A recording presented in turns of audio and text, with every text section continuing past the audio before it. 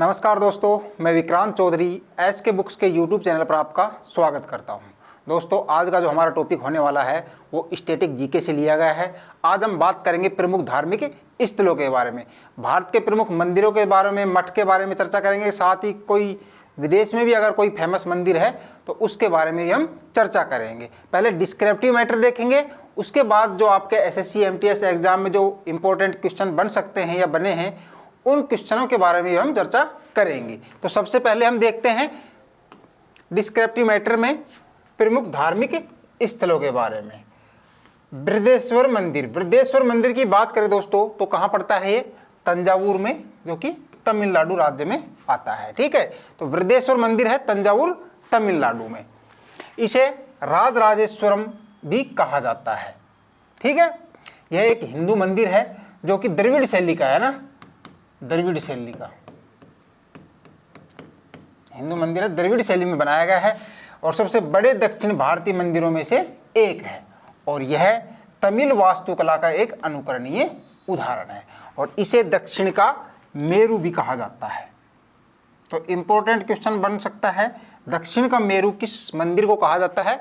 तो बृहदेश्वर मंदिर, तंजावुर तमिलनाडु वाले जो मंदिर है इसको दक्षिण का मेरू के नाम से या फिर राजराजेश्वरम मंदिर के नाम से भी जाना जाता है। दोस्तों, इसके निर्माण की बात की जाए तो 1003 से 1010 ईस्वी के मध्य जो तमिल राजा थे, राजराजा चोल, उनके द्वारा इस मंदिर का निर्माण करवाया गया था। और 1987 में 1987 में यूनेस्को की विश्व धरोहर स्थल की एक हिस्सा बन गया था। यानी कि 1987 में इसको यूनेस्को की जो विश्व धरोहर स्थल की सूची है उसमें इस मंदिर को सूचीबद्ध कर दिया गया था। इसे ग्रेट लिविंग चोल मंदिर के नाम से भी जाना जाता है। ठीक है, और इसके अलावा बात की जाए गंगईकोंडा, चोलपुरम और ऐरावतेश्वर मंदिर चोल राजवंश से ही संबंधित हैं। यानी कि इन मंदिरों का निर्माण भी चोल राजाओं द्वारा करवाया गया है। ठीक है, तो एक बार रिवीजन करते हैं कि बृहदेश्वर मंदिर कहाँ है? तंजावुर तमिलनाडु राज्य में पड़ता है। इसे राजराजेश्वर मंदिर भी कहा जाता है। इसके अलावा इसे दक्षिण का मेरू भी कहा जाता है और इसे ग्रेट लिविंग चोल मंदिर के नाम से भी जाना जाता है। इसका निर्माण द्रविड़ शैली में करवाया गया था। ये एक हिंदू मंदिर है और बात की जाए इसके निर्माण की तो 1003 से 1010 ईस्वी के मध्य तमिल राजराजा चोल द्वारा इसका निर्माण करवाया गया था। और 1987 में 1987 में इसको यूनेस्को की विश्व धरोहर स्थल की सूची में सम्मिलित कर लिया गया था। ठीक है, स्क्रीनशॉट ले लीजिए। आगे देखेंगे विरूपाक्ष मंदिर कहां पड़ता है? हम्पी विजयनगर कर्नाटक राज्य में। यह द्रविड़ शैली का मंदिर है जो तुंगभद्रा नदी के तट पर स्थित है। यह मंदिर शिव को समर्पित है, जो कि शिव का जो एक रूप था, कौन सा? विरूपाक्ष, उसको समर्पित है। भगवान शिव का रूप था विरूपाक्ष, उनको ये समर्पित है। और 1986 में सांस्कृतिक विरासत के तहत इसको यूनेस्को की विश्व धरोहर स्थल की सूची में शामिल कर लिया गया था। और इसके निर्माण की बात की जाए तो विजयनगर साम्राज्य के देवराय द्वितीय द्वारा उनके शासनकाल में इसका निर्माण करवाया गया था। तो विरूपाक्ष मंदिर हम्पी विजयनगर कर्नाटक राज्य में पड़ता है और ये द्रविड़ शैली का मंदिर है। तुंगभद्रा नदी के तट पर ये स्थित है। ठीक है, भगवान शिव का जो एक अवतार था विरूपाक्ष, उनको ये समर्पित है और 1986 में इनको यूनेस्को की विश्व धरोहर स्थल की सूची में सम्मिलित कर लिया गया था। दोस्तों, मंदिरों से संबंधित जो क्वेश्चन है वो कुछ 4-5 टाइप के ही बनते हैं। जैसे कि मंदिर का नाम देकर के उसका स्थान पूछ लिया जाता है, कहाँ पर है? तो हम्पी विजयनगर कर्नाटक है। इसके अलावा किस शैली में बना हुआ है? ठीक है, तो ये द्रविड़ शैली की बात की जाए। इसके अलावा बात की जाए किस देवता को समर्पित है या फिर उसको यूनेस्को की विश्व धरोहर स्थल की सूची में कब सम्मिलित किया गया था या वो सूची में सम्मिलित है या नहीं है। इस प्रकार से ही मोस्टली एसएससी एमटीएस में क्वेश्चन बनते हैं। ठीक है, आगे देखेंगे होयसलेश्वर मंदिर कहां पड़ता है? हलेबीड कर्नाटक राज्य में। इसे हेलीबीडू मंदिर भी कहा जाता है, हेलीबीडू मंदिर के नाम से भी जाना जाता है। किस मंदिर को? होयसलेश्वर मंदिर। और यह कर्नाटक के हेलीबीड शहर का सबसे बड़ा एक स्मारक है, उसके रूप में ये जाना जाता है। इसे 1121 से 1160 ईस्वी के मध्य हलेबीड के क्षेत्र में बनाया गया था, जिसे तब द्वार समुद्र के नाम से जाना जाता था। यह विश्व की बात की जाए इस मंदिर की तो यह भगवान शिव को समर्पित है। इसका निर्माण विष्णुवर्धन के शासनकाल में हुआ था और 2023 में यूनेस्को की सांस्कृतिक धरोहर स्थल के रूप में इनको सम्मिलित कर लिया गया था। ठीक है, तो इसका निर्माण 1121 से 1160 ईस्वी के मध्य करवाया गया था। उस समय जब इसका निर्माण हुआ था तो उसे द्वार समुद्र मंदिर के नाम से जाना जाता था। ठीक है, और ये भगवान शिव जी को समर्पित है और इसका निर्माण की बात की जाए तो निर्माण विष्णुवर्धन के शासनकाल में इसका निर्माण हुआ था और 2023 में इनको यूनेस्को की सांस्कृतिक धरोहर स्थल की सूची में सम्मिलित कर लिया गया था। ठीक है, आगे देखेंगे कंदारिया महादेव मंदिर कहां पड़ता है? खजुराहो मध्य प्रदेश में। कंदारिया महादेव मंदिर की बात की जाए, कंदारिया का अर्थ क्या होता है? गुफा के महान भगवान। ठीक है, भारत के मध्य प्रदेश में खजुराहो में पाए जाने वाले मध्यकालीन मंदिर समूह में से सबसे बड़ा और सबसे अलंकृत हिंदू मंदिर है। ठीक है, सबसे बड़ा है ये और ये हिंदू अलंकृत मंदिर है। इसका निर्माण चंदेल राजवंश के राजा धनकदेव ने 1025 से 1050 ईस्वी के मध्य करवाया था और कंदारिया महादेव मंदिर सहित खजुराहो के सभी मौजूदा मंदिरों को 1986 में यूनेस्को की विश्व धरोहर स्थलों की सूची में सम्मिलित कर लिया गया था। ठीक है, तो इस मंदिर का निर्माण की बात की जाए तो धनकदेव ने 1025 से 1060 ईस्वी के मध्य करवाया था और इसको 1986 में यूनेस्को की विश्व धरोहर स्थल की सूची में सम्मिलित कर लिया गया था। ठीक है, आगे बढ़ेंगे। कोणार्क सूर्य मंदिर काफी इंपॉर्टेंट टॉपिक है ये, तो इससे काफी क्वेश्चन बनते हैं एग्जाम में, काफी बार क्वेश्चन पूछे जाते हैं। कहां पड़ता है? पुरी ओडिशा में। यह 13वीं शताब्दी में गंग वंश के राजा नरसिंहदेव प्रथम द्वारा बनाया गया था। काफी बार एग्जाम में पूछा गया क्वेश्चन है, कोणार्क सूर्य मंदिर का निर्माण किस वंश के राजा ने करवाया था, या फिर अलग अलग पूछा जाता है, नाम दिया जाए या वंश का पूछ लिया जाए तो गंग वंश के थे ये, और राजा का नाम पूछ लिया जाए तो नरसिंहदेव प्रथम द्वारा इसका निर्माण करवाया गया था। इसके वास्तुकार का भी क्वेश्चन बनता है कि वास्तुकार कौन है, तो बिशु महाराज इस कोणार्क सूर्य मंदिर जो है इसका वास्तुकार है। कौन है? बिशु महाराणा। ठीक है, मंदिर महान कलिंग वास्तुकला का एक उत्कृष्ट नमूना है। यह भगवान सूर्य को समर्पित है। ठीक है, भगवान सूर्य को। प्रसिद्ध चंद्रभागा मेला प्रतिवर्ष फरवरी के महीने में ही लगता है और इस मंदिर को ब्लैक पैगोडा के नाम से भी जाना जाता है और इनको 1984 में यूनेस्को की विश्व धरोहर स्थल की सूची में सम्मिलित कर लिया गया था। तो काफी क्वेश्चन इससे बनते हैं। इस मंदिर के बात की जाए तो कोणार्क सूर्य मंदिर कहाँ है? पूरी उड़ीसा में पड़ता है। इसके निर्माण की बात की जाए तो किस वंश के राजा ने करवाया था? गंग वंश के राजा ने। नाम पूछा जाए तो नरसिंहदेव प्रथम द्वारा करवाया गया था। वास्तुकार की बात की जाए तो बिशु महाराणा इसके वास्तुकार हैं और बात की जाए किस देवता को समर्पित है तो सूर्य देवता को यह मंदिर समर्पित है। और चंद्रभागा जो मेला है, फेमस मेला है, ये बहुत ही प्रसिद्ध मेला है। यह मेला प्रतिवर्ष फरवरी के महीने में यहाँ पर लगता है और इसे ब्लैक पैगोडा मंदिर के नाम से भी जाना जाता है। 1984 में इनको यूनेस्को की विश्व धरोहर स्थल की सूची में सम्मिलित कर लिया गया था। ठीक है, स्क्रीनशॉट ले लीजिए। आगे देखेंगे महाबलीपुरम महादेव मंदिर कहाँ है? मामल्लपुरम, चेंगलपट्टू, तमिलनाडु राज्य में। ठीक है, महाबलीपुरम में सौर मंदिर का निर्माण नरसिंह वर्मन द्वितीय ने करवाया था। इसे मध्यकालीन दक्षिणी भारतीय मंदिर वास्तुकला का बेहतरीन प्रारंभिक मंदिर माना जाता है। तो इस मंदिर का निर्माण किसने करवाया था? नरसिंह वर्मन द्वितीय द्वारा इसका निर्माण करवाया गया था और ये दक्षिण भारतीय मंदिर वास्तुकला का सबसे बेस्ट जो प्रारंभिक मंदिर बने थे उनमें सबसे बेस्ट माना जाता है। ठीक है, सोमनाथ मंदिर कहाँ है? वेरावल, गिर सोमनाथ, गुजरात राज्य में। यह गुजरात में वेरावल के प्रभास पाटन में स्थित है। यह एक हिंदू मंदिर है और यह हिंदू के सबसे पवित्र स्थलों में से एक है। शिव के जो 12 ज्योतिर्लिंग हैं उनमें सबसे पहला कौन सा माना जाता है? सोमनाथ मंदिर गुजरात वाला। ठीक है, स्क्रीनशॉट ले लीजिए। आगे देखेंगे कामाख्या देवी मंदिर कहां पड़ता है?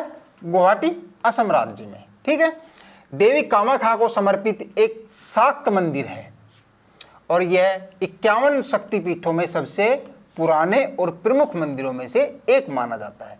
कामाख्या देवी को प्रजनन क्षमता की देवी के रूप में भी जाना जाता है। और अंबुवाची मेला बहुत ही प्रसिद्ध मेला है। अंबुवाची जो मेला है वो कामाख्या देवी के वार्षिक मासिक धर्म को चिन्हित करने के लिए 4 दिवसीय उत्सव है। तो इससे ये क्वेश्चन भी बन सकता है, अंबुवाची का मेला कहाँ लगता है? तो गुवाहाटी असम राज्य में कहाँ किस देवी के मंदिर में लगता है? तो कामाख्या देवी के मंदिर में लगता है। ठीक है, स्क्रीनशॉट ले लीजिए।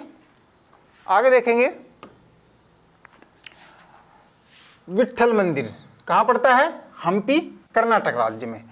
हम्पी में सभी स्मारकों में सबसे भव्य मंदिर है और वास्तुकला की विजयनगर शैली के प्रतीक के रूप में यह प्रतिनिधित्व करता है।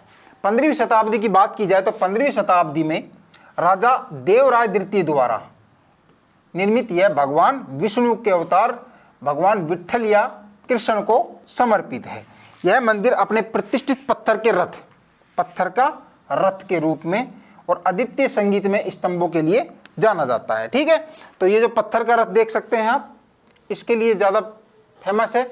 इस मंदिर की बात की जाए तो 15वीं शताब्दी में क्वेश्चन करवाया था, राजा देवराय द्वितीय द्वारा करवाया गया था। इसका जो किस भगवान को समर्पित है? तो भगवान विष्णु के जो अवतार थे विट्ठल या कृष्ण जी, उनको ये समर्पित है। और ये जो इसकी जो खास बात ये है मंदिर की, यह प्रतिष्ठित पत्थर के रथ और अद्वितीय संगीत में स्तंभों के लिए ये जाना जाता है। ठीक है, ये स्तंभ देख सकते हैं आप, और ये आप रथ के पत्थर का रथ है। ठीक है, आगे देखेंगे, सबरीमाला मंदिर, पठानमथिट्टा, केरल राज्य। यह पेरियार टाइगर रिजर्व में स्थित है। ठीक है, और केरल के अंदर सबरीमाला पहाड़ी जो है पर यह स्थित है। ठीक है, तो पेरियार टाइगर रिजर्व है, पठानमथिट्टा जिले में पड़ता है केरल में, उसके अंदर ये पहाड़ी पड़ती है, सबरीमाला पहाड़ी, वहां पर ये स्थित है। और ये किस भगवान को समर्पित है? भगवान अयप्पन को। यह दुनिया के सबसे बड़े वार्षिक तीर्थ स्थलों में से एक है माना जाता है। केवल मंडला पूजा, मकर विलक्कू क्या होता है? मकर संक्रांति पर केरल में उत्सव होता है, केरल राज्य में, है ना, केरल राज्य में मकर संक्रांति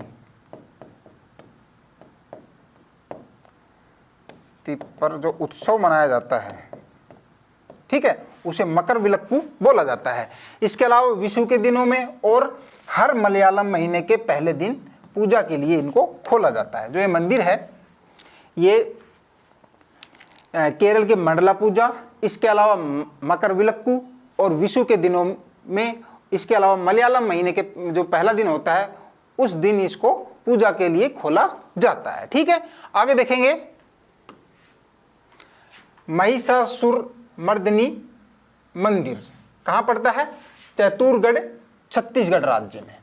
महिषासुरमर्दिनी मंडप पल्लव वंश के 7वीं शताब्दी के उत्तरार्ध से भारतीय रॉक कट वास्तुकला का एक उदाहरण है।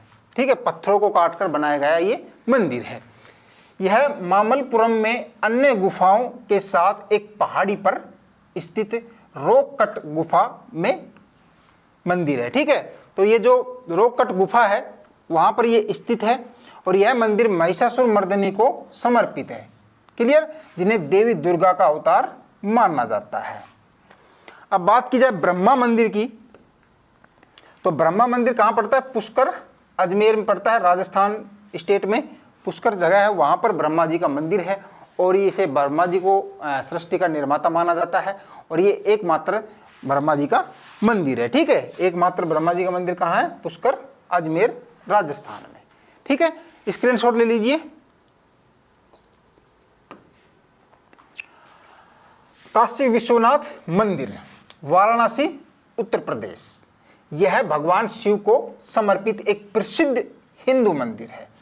यह पवित्र गंगा नदी के पश्चिमी तट पर स्थित है और शिव मंदिरों के सबसे पवित्र 12 ज्योतिर्लिंगों में से एक माना जाता है। पहला जो शिव जी का ज्योतिर्लिंग है वो सोमनाथ मंदिर है। साथ ही बात की जाए काशी विश्वनाथ मंदिर की, तो ये 12 जो ज्योतिर्लिंग है शिव जी के, उनमें ये माना जाता है। ठीक है, उसमें काउंट होता है। इस मंदिर का उल्लेख स्कंद पुराण के काशी खंड सहित पुराणों में किया गया है। ठीक है, तो ये मंदिर काशी विश्वनाथ मंदिर वाराणसी उत्तर प्रदेश में पड़ता है, जो कि भगवान शिव को समर्पित है और ये हिंदू मंदिर है और गंगा नदी के पश्चिम तट पर ये स्थित है। ठीक है, स्क्रीनशॉट ले लीजिए। वैष्णो देवी मंदिर कहाँ पड़ता है? कटरा, जम्मू कश्मीर में। यह दुर्गा को समर्पित 108 महाशक्तिपीठों में से एक माना जाता है और इनकी पूजा की जाती है। मंदिर हिंदुओं और सिखों दोनों के लिए ये पवित्र है और यह त्रिकुटा पहाड़ी पर स्थित है। काफी बार पूछा गया क्वेश्चन है, वैष्णो देवी मंदिर किस पहाड़ी पर स्थित है? तो त्रिकुटा पहाड़ी पर स्थित है। ठीक है, जिसका उल्लेख ऋग्वेद में किया गया है, त्रिकुटा पहाड़ी का ना। अब बात की जाए द्वारकाधीश मंदिर की, तो कहाँ पड़ता है? द्वारका, गुजरात राज्य में। इसे जगत मंदिर के नाम में से भी जाना जाता है। यह हिंदू मंदिर है जो कृष्ण को समर्पित है, जिन्हें यहाँ द्वारकाधीश या द्वारका के राजा के नाम से पूजा जाता है।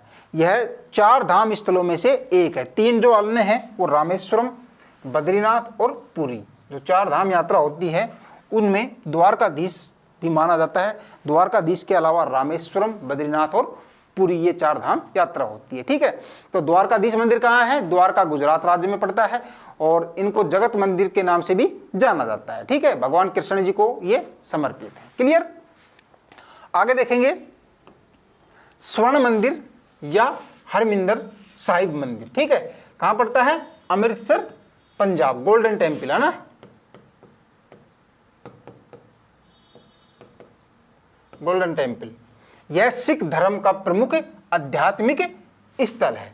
मंदिर के स्थल पर मानव निर्मित पुल 1577 में चौथे सिख गुरु रामदास द्वारा पूर्ण किया गया था। ठीक है, और महाराज रणजीत सिंह ने सिख साम्राज्य की स्थापना के बाद 1809 में इसे संगमरमर और तांबे से और दोबारा इसको रिपेयर करवाया था। ठीक है, 1830 में गर्भगृह को सोने की पत्ती से मंडवाया, इसी से स्वर्ण मंदिर का नाम पड़ा था। ठीक है, तो महाराज रणजीत सिंह जी थे, उन्होंने 1809 ईस्वी में इस मंदिर को दोबारा से तैयार करवाया था। इसमें संगमरमर और तांबे लगवाए थे। ठीक है, और 1830 की बात की जाए, जो इस मंदिर का गर्भगृह है उसमें जो सोने की पत्ती से मंडवाया गया था उसको, ठीक है, इसी वजह से इसको गोल्डन टेम्पल या स्वर्ण मंदिर के नाम से जाना जाता है। ठीक है, आगे देखेंगे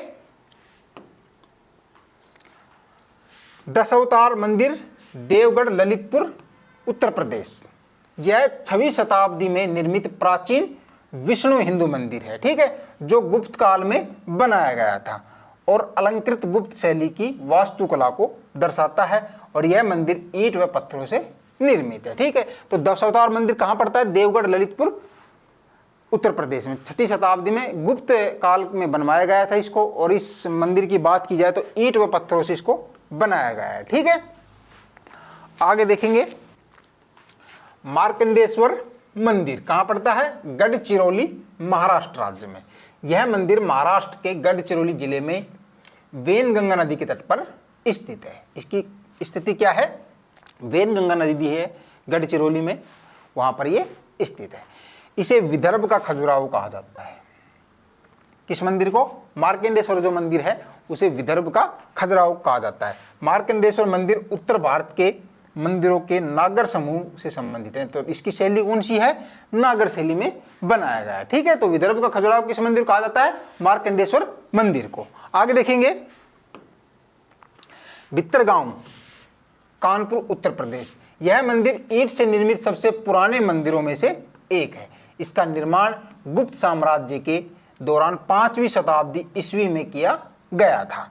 मंदिर के आंतरिक भाग यानी कि गर्भगृह के ऊपर एक लंबी पिरामिड नुमा चोटी है यानी कि शिखर है, और यह शिखर भारत के नागर मंदिर वास्तुकला की मानक विशेषता बन गया है। ठीक है, तो नागर शैली का मंदिर है ये, देख सकते हैं आप, और इसे 5वीं शताब्दी में गुप्त साम्राज्य के दौरान बनाया गया था। ठीक है, आगे देखेंगे लिंगराज मंदिर कहाँ पड़ता है? भुवनेश्वर, ओडिशा में।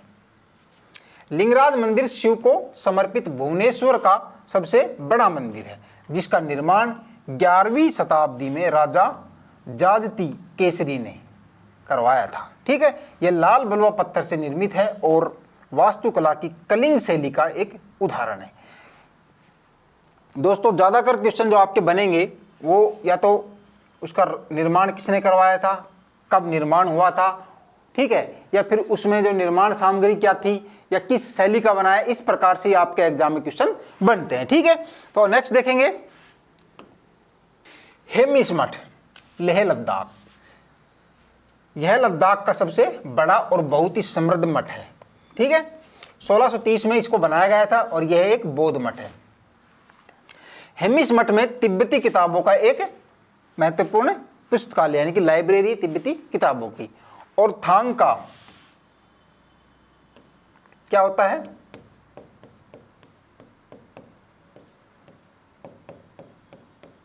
तिब्बत बौद्ध पेंटिंग है ये, है ना, पेंटिंग है ये, और ये कपड़े पर की जब बनाई जाती है, कपड़े और पेंटिंग की जाती है, जब इसको दिखाना होता है तो ही इसको खोलकर दिखाया जाता है, अदरवाइज इसको फोल्ड कर करके रख दिया जाता है। ठीक है, तो थांग का सोने की मूर्तियां और कीमती पत्थरों से जड़े हुए स्तूपों का एक भव्य मूल्यवान संग्रह है। इस जो लाइब्रेरी है, पुस्तकालय है, इस पुस्तकालय के अंदर थांगपा सोने की मूर्तियां और कीमती पत्थरों से जड़े हुए स्तूप इसमें रखे गए हैं। ठीक है, आगे देखेंगे शंभुनाथ मंदिर कहां पड़ता है, काठमांडू नेपाल। इसे बंदर मंदिर के नाम से भी जाना जाता है। यह स्तूप नेपाल का सबसे प्राचीन स्तूप माना जाता है और इसके परिसर में कई मंदिर और मठ हैं। इसे राजा मानदेव ने 13वीं शताब्दी में बनवाया गया था। तो शंभुनाथ मंदिर का पूछ लिया जाए तो कहां पर स्थित है, ये काठमांडू नेपाल में पड़ता है, और इसके निर्माण की बात की जाए तो मानदेव ने 13वीं शताब्दी में इसका निर्माण करवाया था। क्लियर, आगे देखेंगे करतारपुरा साहिब गलियारा कहां पड़ता है, गुरदासपुर पाकिस्तान। यह गलियारा भारत के गुरदासपुर में डेरा बाबा नानक तीर्थ को पाकिस्तान के करतारपुरा गुरुद्वारे से जोड़ता है, जो रावी नदी के किनारे पर स्थित है। ठीक है, और करतारपुरा गलियारे की बात की जाए तो उस समय पाकिस्तान के प्रधानमंत्री इमरान खान थे, उनके द्वारा 9 नवंबर 2019 को इसको खोल दिया गया था। ठीक है, आगे देखेंगे ननकाना साहिब कहां पड़ता है, पंजाब प्रांत पाकिस्तान। ननकाना साहिब सिख धर्म का सबसे महत्वपूर्ण धार्मिक स्थल माना जाता है। ननकाना साहिब को पहले क्या किस नाम से जाना जाता था, तलवंडी के नाम से। ठीक है, लेकिन गुरु नानक के सम्मान में इसे बदल दिया गया और गुरुद्वारा ननकाना साहिब का मूल रूप से 1600 ईस्वी के आसपास इसको बनवाया गया था। ठीक है, आगे देखेंगे बोरोबुदुर मंदिर कहां पड़ता है, जावा द्वीप मुनकिलन इंडोनेशिया में, इंडोनेशिया कंट्री में पड़ता है बोरोबुदुर मंदिर। इसका निर्माण की बात की जाए तो शैलेंद्र वंश ने, जो इसका शासनकाल रहा था शैलेंद्र वंश का 650 से 1025 ईसा पूर्व के मध्य। ठीक है, तो उस समय इसका निर्माण करवाया गया था और यह दुनिया का सबसे बड़ा बौद्ध मंदिर है। तो दुनिया का सबसे बड़ा बौद्ध मंदिर कौन सा है, बोरोबुदुर मंदिर, जावा द्वीप, इंडोनेशिया। यूनेस्को ने 1991 में बोरोबुदुर को विश्व विरासत स्थल के रूप में नामांकित किया है। ठीक है, तो 1991 में यूनेस्को ने इसे विश्व विरासत स्थल की सूची में सम्मिलित कर लिया गया था। तो कहां पड़ता है मंदिर, जावा द्वीप, इंडोनेशिया में। अंकोर वाट मंदिर, नोम पिन्हे, कंबोडिया। तो ये कंबोडिया में पड़ता है। अंकोर वाट मंदिर विश्व का सबसे बड़ा हिंदू मंदिर है। तो विश्व की बात की जाए तो विश्व का सबसे बड़ा हिंदू मंदिर कौन सा है, अंकोर वाट मंदिर कहां पड़ता है, कंबोडिया में, जो कि भगवान विष्णु जी को समर्पित है। ठीक है, और अंकोर वाट मंदिर के निर्माण की बात की जाए तो 12वीं शताब्दी में राजा सूर्यवर्मन द्वितीय के काल में इसका निर्माण करवाया गया था। तो ये क्वेश्चन भी काफी बार एग्जाम में पूछा गया है, अंकोर वाट मंदिर का निर्माण किस राजा ने करवाया था, तो सूर्यवर्मन द्वितीय के शासनकाल में इसका निर्माण हुआ था और भगवान विष्णु जी को यह मंदिर समर्पित है। क्लियर, आगे देखेंगे अब कुछ अन्य प्रमुख धार्मिक स्थलों की बात कर ली जाए तो बायलाकुप्पे मठ की बात की जाए तो कहां पड़ता है, मैसूर कर्नाटक में पड़ता है, जो कि दुनिया में तिब्बती बौद्ध धर्म का सबसे बड़ा शिक्षण केंद्र माना जाता है। करकंद मठ की बात करें हम तो ये लाहौल हिमाचल प्रदेश में पड़ता है। और घृणेश्वर ज्योतिर्लिंग मंदिर की बात करें तो ये कहाँ पड़ता है? महाराष्ट्र राज्य में। ज्ञान सरस्वती मंदिर की बात करें तो ये तेलंगाना राज्य में पड़ता है। और दिलवाड़ा मंदिर की बात की जाए तो ये राजस्थान में पड़ता है। ठीक है, इसके अलावा फोडोंग मठ की बात करें हम तो ये सिक्किम राज्य में पड़ता है। आगे देखें धार्मिक स्थलों की, तो गोवर्धन मठ की बात करें तो कहाँ पड़ता है? पुरी उड़ीसा राज्य में। श्री वेंकटेश्वर स्वामी मंदिर कहाँ पड़ता है? तिरुपति आंध्र प्रदेश। कैलाशनाथ मंदिर औरंगाबाद, जिसे संभाजी नगर में पड़ता है ये। ठीक है, इसके अलावा नवलकेवारा मंदिर, नवक लेवारा मंदिर है ना, नवक लेवारा मंदिर कहाँ पड़ता है? उड़ीसा राज्य में। और पंचरथ मंदिर की बात करें तो ये कांचीपुरम तमिलनाडु राज्य में पड़ता है। ठीक है, तो इस प्रकार से डिस्क्रिप्टिव मैटर देखा है। अब कुछ इंपॉर्टेंट क्वेश्चन करेंगे जो आपके एसएससी एमटीएस के लिए इंपॉर्टेंट साबित होंगे। पहला सवाल देखते हैं, दक्षिण का मेरू, दक्षिण का मेरू किसे कहा जाता है?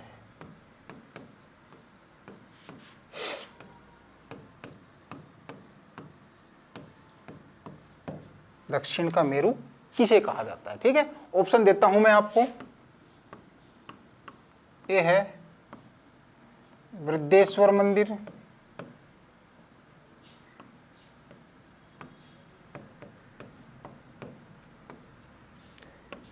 बी है विरूपाक्ष मंदिर,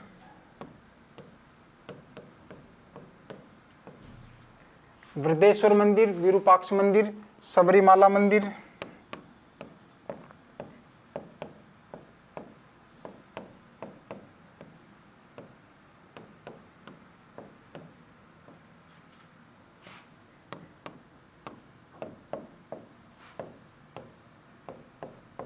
होयसलेश्वर मंदिर। ठीक है, 4 ऑप्शन है आपके लिए। दक्षिण का मेरू किसे कहा जाता है ना? दक्षिण का मेरू, दक्षिण का मेरू किसे कहा जाता है? काफी बार पूछा गया क्वेश्चन है। ए है बृहदेश्वर मंदिर, बी है विरूपाक्ष मंदिर, सी है सबरीमाला मंदिर और डी है होयलेश्वर मंदिर। किसे कहा जाता है? बृहदेश्वर मंदिर को। ठीक है, क्लियर? आगे देखें,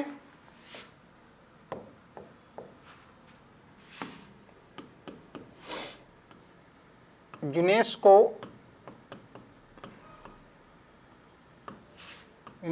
की विश्व धरोहर स्थल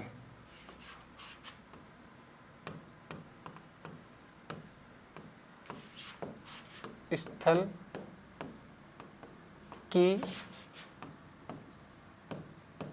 सूची में सम्मिलित नहीं है। यूनेस्को की विश्व धरोहर स्थल की सूची में सम्मिलित नहीं है। ऑप्शन देता हूं मैं आपको। ए है विरूपाक्ष मंदिर, बी है बृहदेश्वर मंदिर,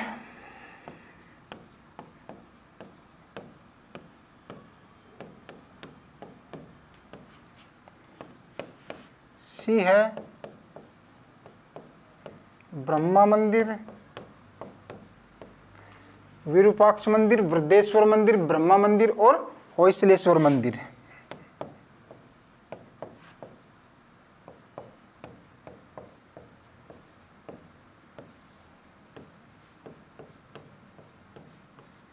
बताइए। सम्मिलित, यूनेस्को की विश्व धरोहर स्थल की सूची में सम्मिलित नहीं है विरूपाक्ष मंदिर, बृहदेश्वर मंदिर, ब्रह्मा मंदिर या होयसलेश्वर मंदिर। तो कौन सा नहीं है? नहीं है पूछा गया है। ठीक है, यहाँ पर नहीं है, तो ब्रह्मा जी का मंदिर कहाँ है? पुष्कर, अजमेर, राजस्थान। एकमात्र ब्रह्मा जी का मंदिर है पुष्कर, अजमेर, राजस्थान में। क्लियर? आगे देखेंगे।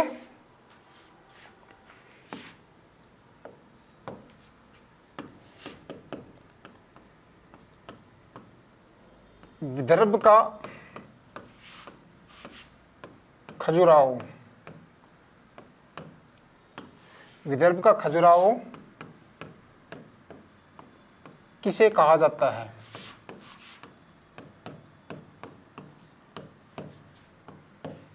विदर्भ का खजुराहो किसे कहा जाता है? ठीक है, ऑप्शन देखते हैं।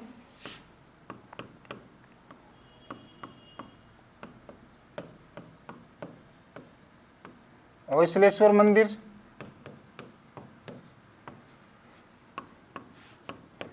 पहला है होयसलेश्वर मंदिर, दूसरा है मार्कंडेश्वर मंदिर।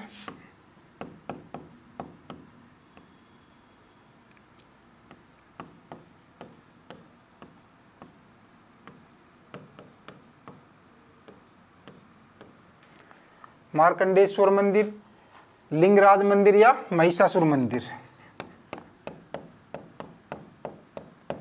लिंगराज मंदिर, और डी ऑप्शन में आपका महिषासुर, महिषासुर मंदिर। विदर्भ का खजुराहो, बताइए विदर्भ का खजुराहो किस मंदिर को कहा जाता है? क्या होगा? मार्कंडेश्वर मंदिर। क्लियर? कहां पड़ता है? गढ़चिरौली, महाराष्ट्र में, ना, महाराष्ट्र राज्य में पड़ता है गढ़चिरौली। वहां पर है मार्कंडेश्वर मंदिर, जिसको विदर्भ का खजुराहो कहा जाता है। ठीक है, आगे देखेंगे।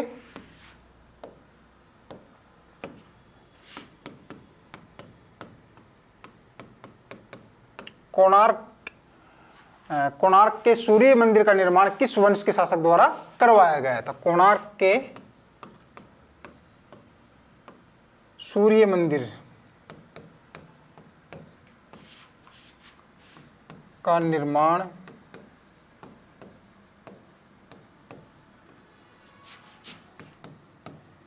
किस वंश के शासक द्वारा करवाया गया?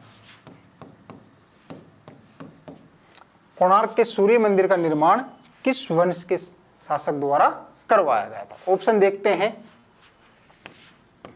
ए है नंदवंश, बी है गुप्त वंश, सी ऑप्शन में आएगा आपके गंगवंश, और डी है कुषाण वंश।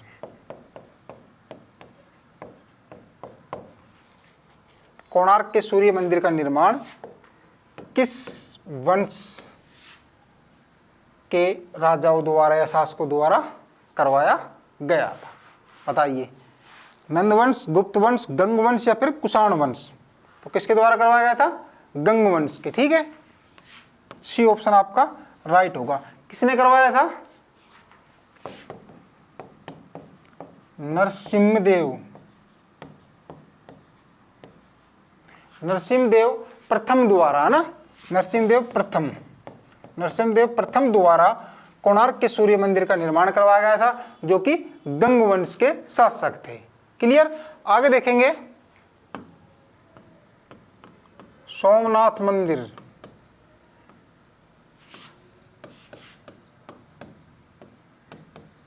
कहाँ स्थित है?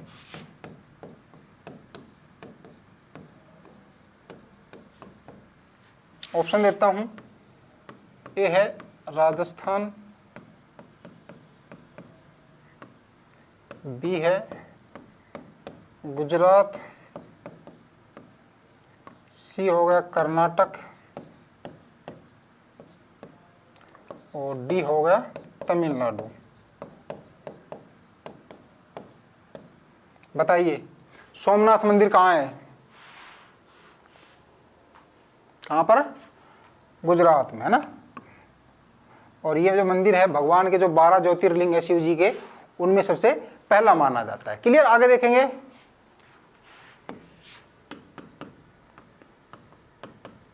अंकोर वाट मंदिर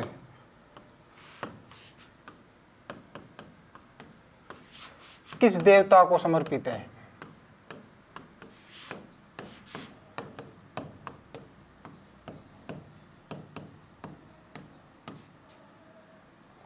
ठीक है, अंकोर वाट मंदिर किस देवता को समर्पित है? ऑप्शन देता हूं,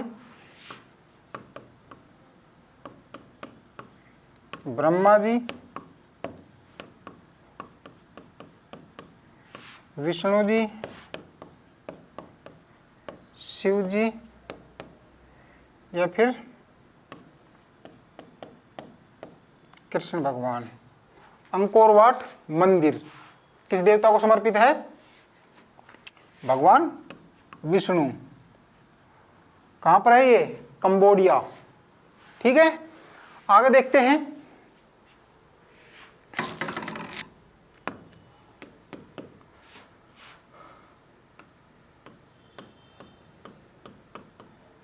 असंगत को छांटिए।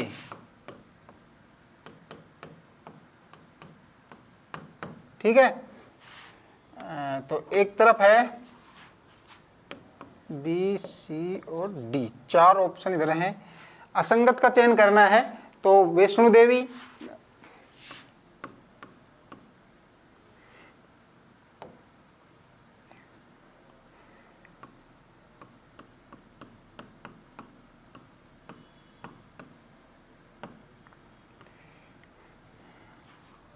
पहला है वैष्णो देवी द्वारकाधीश,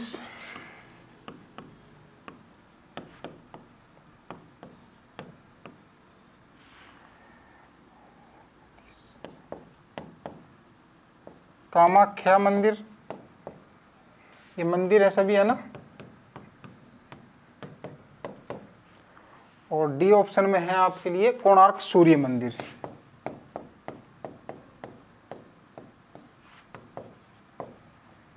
सूर्य मंदिर ये है जम्मू कश्मीर,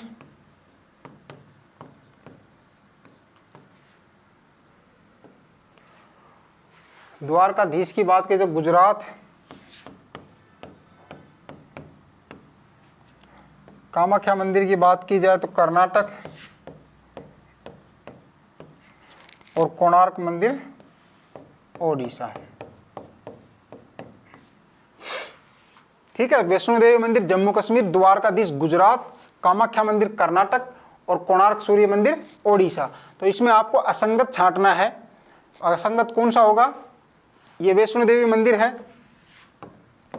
ये भी ठीक है, जम्मू कश्मीर में पड़ता है। द्वारकाधीश ये गुजरात राज्य में पड़ता है। कामाख्या जो मंदिर है ये कहाँ पड़ता है? असम में, असम के गुवाहाटी शहर के पास पड़ता है। माता कामाख्या का मंदिर है ये। तो ये आपका असंगत छांटना था। तो आपका राइट आंसर क्या होगा? ऑप्शन सी, कोणार्क सूर्य मंदिर ओडिशा है, ये भी राइट है। क्लियर दोस्तों, इस प्रकार के क्वेश्चन एसएससी एमटीएस में अक्सर पूछे जाते हैं। अब बात कर लेते हैं इस एग्जाम को क्रैक करने के लिए एसके बुक्स द्वारा जो बुक लॉन्च की गई है उन बुक्स के बारे में। सभी बुक्स एसके बुक्स पब्लिकेशन की है। फर्स्ट की बात करें तो एसएससी द्वारा आयोजित मल्टीटास्किंग गैर तकनीकी स्टाफ एमटीएस एवं हवलदार सीबीआईसीएल सीबीएन भर्ती परीक्षा के लिए स्पेशल गाइड तैयार की गई है। इस गाइड में आपको क्या क्या मैटर मिलने वाला है वो मैं आपको डिटेल में बता देता हूं। तो इसको सिलेबस के अनुसार बनाया गया। जो आपका सिलेबस है, सामान्य जीके का पार्ट आता है, गणित का, इंग्लिश का और रीजनिंग का पार्ट आता है। ठीक है, तो उसके अकॉर्डिंग ही इस गाइड को तैयार किया गया है। और इस गाइड में एसएससी एमटीएस 2011 से लेके अब तक के प्रश्नों का इसमें आपको चैप्टर वाइज, टॉपिक वाइज और बिल्कुल सिस्टमेटिक तरीके से इसमें मैटर उपलब्ध करवा रखा है। साथ ही जो क्वेश्चन आपके लिए उपलब्ध करवाए हैं उन सभी क्वेश्चनों की आपको इसमें व्याख्या देखने को मिलेगी। पीडीएफ के माध्यम से क्यूआर कोड दे रखा है, आप क्यूआर कोड स्कैन करें और कंप्लीट एक्सप्लेनेशन आप देख सकते हैं। इसके कॉम्बिनेशन की बात करें तो ये 24 पेपर्स का अभ्यास पेपर सेट है जिसको लेटेस्ट पैटर्न के अनुसार बनाया गया है। ठीक है, तो इसको आप जरूर एग्जाम से पहले जरूर करके जाएं, क्योंकि 24 अगर पेपर सेट आप निकाल के जाएंगे तो आपकी कॉन्फिडेंस लेवल अच्छा होगा और आप अच्छे से एग्जाम की तैयारी कर सकते हैं। दोस्तों, सामान्य ज्ञान की बात की जाए तो एसएससी जीडी व एमटीएस के लिए ये स्पेशल जीके के लिए तैयार की गई है। इस गाइड के अंदर आपको एसएससी जीडी व एमटीएस के 2011 से लेकर अब तक के प्रश्नों का इसमें chapter wise, topic wise matter उपलब्ध करवा रखा है। इसमें जो सामान्य अध्ययन के प्रश्न की बात करें दोस्तों, एसएससी जीडी व एमटीएस की परीक्षाओं में जो सामान्य अध्ययन के प्रश्न आते हैं, उन्हीं के स्तर की जो अन्य परीक्षाएं होती है उनके प्रश्नों का भी इसमें समावेश किया गया है। एसएससी की पुरानी एमसीक्यू व नई टीसीएस एमसीक्यू के प्रश्न भी इसमें आपको देखने को मिलेंगे और सभी प्रश्नों की आपको इसमें कंप्लीट एक्सप्लेनेशन देखने को मिलेगी और इसको लेटेस्ट पैटर्न के अनुसार बनाया गया है। दोस्तों, सामान्य ज्ञान की बात की जाए तो इसके सामान्य ज्ञान वृत्त के नाम से ये आपको बुक मिलेगी, जो सभी प्रतियोगी परीक्षाओं के लिए उपयोगी साबित होगी। चाहे आप एसएससी का एग्जाम दो या रेलवे का दो या फिर स्टेट गवर्नमेंट की कोई भी भर्ती होती है, उसमें सामान्य ज्ञान का पार्ट जरूर पूछा जाता है। उस सामान्य ज्ञान के पार्ट को आप मजबूत करने के लिए सामान्य ज्ञान वृत्त के नाम से ये आप बुक जरूर पढ़ें, इससे आपके सभी कॉन्सेप्ट क्लियर हो जाएंगे। इसको आसान भाषा में लिखा गया है। ठीक है, तो ये बुक्स आपको आपके नज़दीकी बुक स्टोर पर भी मिल जाएगी और ऑनलाइन भी मिल जाएगी। अगर आप ऑनलाइन लेना चाहते हैं तो इसका लिंक आपको डिस्क्रिप्शन बॉक्स में मिल जाएगा। इस चैनल पर हम एसएससी, एमटीएस व अन्य सभी भर्तियों से संबंधित इंपॉर्टेंट जानकारी और स्टडी मटेरियल उपलब्ध करवाते रहेंगे। तो वीडियो को लाइक करें, चैनल को सब्सक्राइब करें, अपने दोस्तों के साथ शेयर करें। मिलेंगे नेक्स्ट वीडियो में। जय हिंद।